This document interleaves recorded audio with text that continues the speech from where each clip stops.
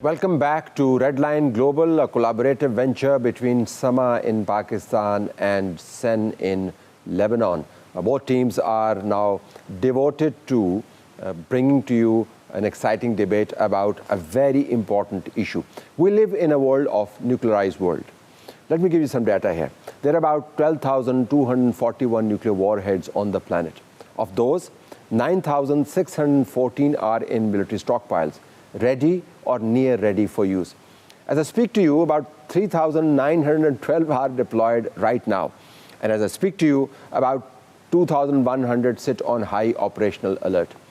Most of those are held by the US and Russia. 9 countries have nuclear weapons. Russia leads with about 5,500 warheads. The US follows with about 5,000. Both control 90% of the global nuclear arsenal. China has roughly about 600, France 290, the UK 225. India has about 180 warheads, Pakistan has about 170. Israel maintains some sort of a nuclear ambiguity, but it has about 90 warheads. North Korea has around 50, which it built after withdrawing from NPT in 2003. The big question facing the upcoming non-nuclear regional powers is whether to go nuclear or simply put faith in traditional methods of securing their interests. Experts, however, think that we can potentially have half a dozen new nuclear states in the next 10 years. Is that how it's going to be, or will the world turn out to be different? We have a panel here in Islamabad and Lahore, and we will also be engaged with a panel in Beirut. Let me go to Beirut, where Sahil is waiting to share some interesting data with you. Thanks, Talat, for that. Yes, it's now time to talk about nuclear weapons. The world is rearming, not quietly, not slowly. Nuclear powers are expanding their arsenals. New military technologies are emerging faster than any treaty can track them. And the guardrails that prevented the last century's rivalries from ending in catastrophe are under enormous strain. History remembers wars by the technology that defined them. Tonight, let's take a look at historical evolution. 1914, remember, brought industrial war, machines, trenches, and mass production turned battlefields into factories of death. 1945 changed everything. It changed the world forever with nuclear war. One flash, one bomb, and humanity entered the atomic age. 1991 marked the risk of unipolar power. The Cold War ended, and a single superpower shaped the global order. But now in 2026, the battlefield is changing again. And not just tanks, not just missiles, algorithms, artificial intelligence, information manipulation, autonomous systems. We have entered a new era of warfare where wars are fought not only on land and sea, but inside networks, narratives, and the human mind itself. We call it the algorithmic warfare. The question is whether we have the wisdom to survive it. In fact, let's go back to those graphics. The second point there, about 1945, that's when nuclear war took place for the first time. But that was 1945, and we are in 2026, and still that danger remains. In fact, when the 2025 India-Pakistan conflict broke out last year, much of the West panicked about nuclear escalation. World that they thought that the two South Asian nuclear rivals would just destroy each other, and with them the rest of the world.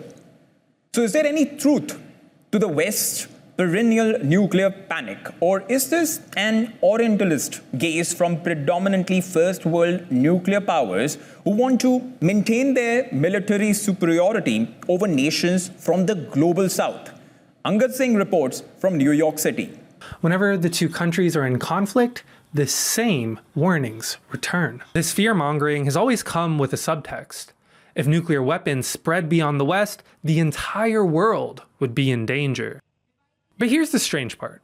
India and Pakistan have now both had nuclear weapons for more than 25 years. And yet, the nuclear apocalypse that headlines have predicted and world leaders cautioned against never quite came. What if nuclear weapons in the global South don't actually make the world less safe, but move regional conflicts towards stability instead? So to understand this debate, we need to go back to the beginning of the nuclear age. In 1945, the United States became the first, and briefly the only, country with nuclear weapons. But that monopoly didn't last. In 1949, the Soviet Union tested its first nuclear weapon, which began a Cold War arms race. And over the next 2 decades, Britain, France, and China also developed nuclear weapons. And by the 1960s, world leaders feared the technology might spread beyond this small group. So in 1968, governments got together and negotiated the Nuclear Non-Proliferation Treaty, or NPT. On paper, the treaty aimed to stop nuclear proliferation.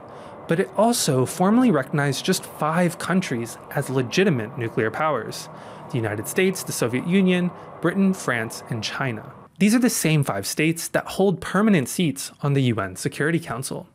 And many in the global south saw this system as one of nuclear apartheid. India, Pakistan, and Israel never signed this agreement. And in 1974, India conducted what it called a peaceful nuclear explosion, triggering international condemnation.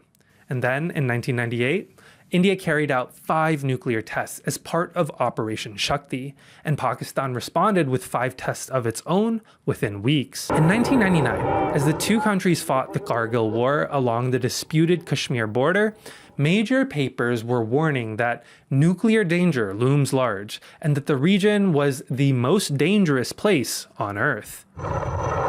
But something like the opposite happened. The war actually remained fairly limited. In fact, the 3 largest wars between India and Pakistan happened before nuclearization, and after Kargil, India and Pakistan have not fought another full-scale war. However, there have been crises. Each time, fears of nuclear war returned. And to be fair, those warnings didn't just come from Western media. In the years since, the story of a nuclear-armed India and Pakistan has challenged the long-standing assumptions of the nuclear world order. The 2 countries have shown us that indeed, nuclear weapons can increase risk. But paradoxically, that risk can also force bitter rivals to limit just how far violence goes if and when conflict breaks out. And when Western voices inevitably suggest that countries in the global south are more likely to destroy the entire world in nuclear conflict, it's worth asking, is their fear actually grounded in history? Or is this anxiety about something else entirely? All such excellent reports are available on South Era Network's YouTube channel. Talat, back to you. Thank you very much. Most interesting debate generated by the report seems to suggest that those who are the lesser children of the nuclear world, like Pakistan and India and others, are likely to create a cataclysmic situation, while the history records are clear that if there is one country that has ever used nuclear weapons twice, it happens to be the US. And the countries that have detonated and tested the nuclear weapons the most in terms of upgrading their capability happen to be Russia and the US. Russia has tested like 10,000 times and US has tested like 7,000 times. And as I explained as well, that the stockpiles of both these countries are in a state of high alert, 90% of them. So, there is this side to this debate that whether this is the shoe is really on the other foot when it comes to debating the nuclear issue. However, we need to look at the reality of the situation. And let me first introduce my guest, Michael Kugelman, one of the world's most renowned analyst, is with us. He's a senior fellow, South Asia Atlantic Council. Michael, thank you very much for being with us. Dana W. White, former representative of the Pentagon, thank you very much for being with us in this show. Let me start off with you, Michael, if you could tell us, is there a fear that after the Iran nuclear issue, a debate is starting in new regional powers that if they have nuclear weapons, perhaps their fate would be different from what Iran suffered, because many are arguing in Southwest Asia, in the Middle East, and you must have heard these arguments, that if Iran had detonated a nuclear device, perhaps things would have been different. And they quote the example of North Korea. Your take? First, thanks for having me, and thanks for the too kind introduction. Of course, nuclear issues have been a big part of the discussion around this Iran crisis and Iran conflict, because, of course, the Trump administration has said that it wants Iran to end its nuclear weapons development.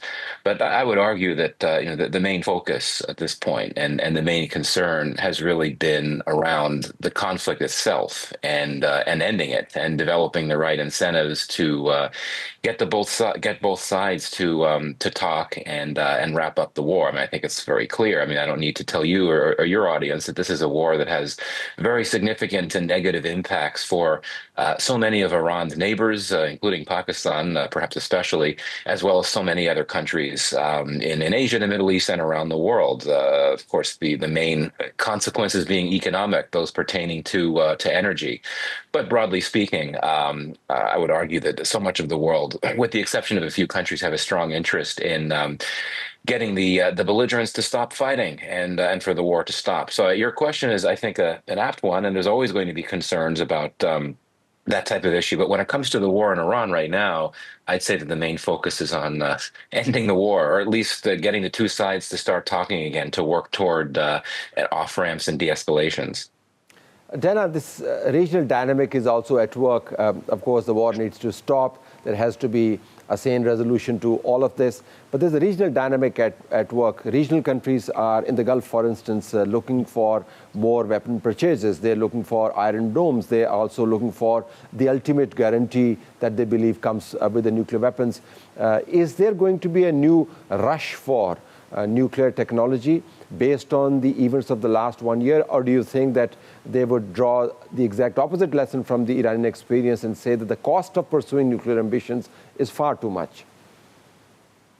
I actually think that the war with Iran, and thank you for having me, actually would do I think the consequences of having a nuclear weapon have shown that the world doesn't need any more nuclear powers. And Iran is suffering, and the region's suffering because it has relentlessly pursued this capability.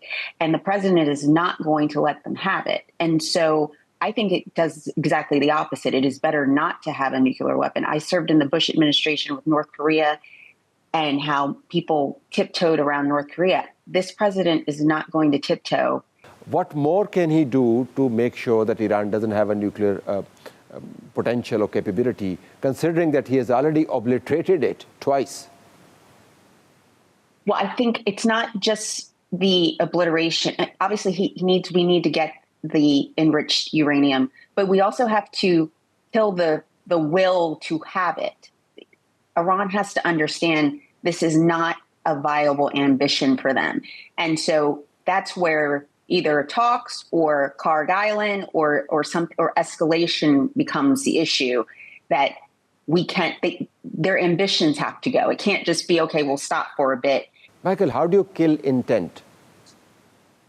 Well, I mean, to be quite honest, I think it'll be very difficult. I think that we can all agree that the world would be better without nuclear weapons. And of course, there's a number of countries that have nuclear weapons, including the US. But I think that in the case of Iran, it would take quite some time. And I think that the US would have to play a very long game in trying to develop the incentives to convince the Iranians to actually stop with their nuclear weapons program. I mean, my understanding is that that's essentially something close to a red line for the Iranians right now. And the administration would have to be prepared to make a significant number of major concessions to get to a point where Iran would be ready to make big concessions on its nuclear weapons program. I really think that we have to be pragmatic for now and focus on the immediate issues.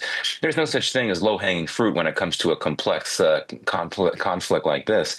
But I think that the focus needs to be on the Strait of Hormuz and ensuring that the Iranians provide access to that once again, and also on the U.S. naval blockade, ending that as well. Dana, your take on this. North Korea can have nuclear weapons. Why can't Iran? I think at the end of the day, it's very complicated. It won't be easy, but I think President Trump has actually shown a great deal of patience in a lot of this. But at some point, it comes down to economics, and they can't survive given the straits given the blockade, at some point, something's got to give. Yeah, but as I speak to you, Dana, just by way of information, about 2 to 3 dozen ships have passed for the Chinese consumption through the Strait of Hormuz after getting clearance from IRCG, and there seems to be some movement there, 30 ships to be precise. Michael, is more pressure the way to go about keeping the world less nuclearized?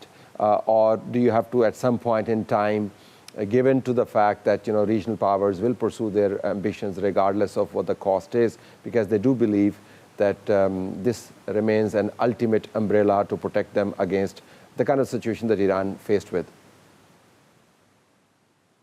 Well, Talat, as you know, it's been a fairly or very small number of countries that have developed nuclear weapons or have begun to develop them and then decided to dismantle their programs altogether, right? It's a very small number of cases. And all of these cases, the small number that there are, as I understand it, these were decisions that were made internally. They were not made based on pressure from the outside. They were not made based on military action from the outside, nothing like that. And when it comes to Iran, I certainly am no fan of Iran. I understand. I agree with what the other speaker said about Iran. And so if you look at the history, Iran has faced a lot of pressure from the U.S. through sanctions, and it's faced a lot of pressure through other means and through other channels for many years. And rarely has it buckled, right? So in some ways, one could argue it's used to the pressure.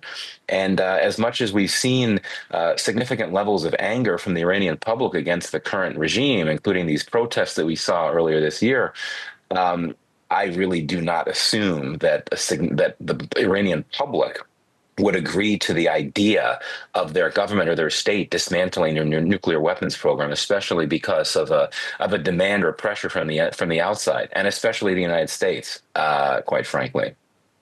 Thank you very much, Michael, Dana. Thank you very much for your contributions. Great perspectives, competing perspectives, but important perspectives to share.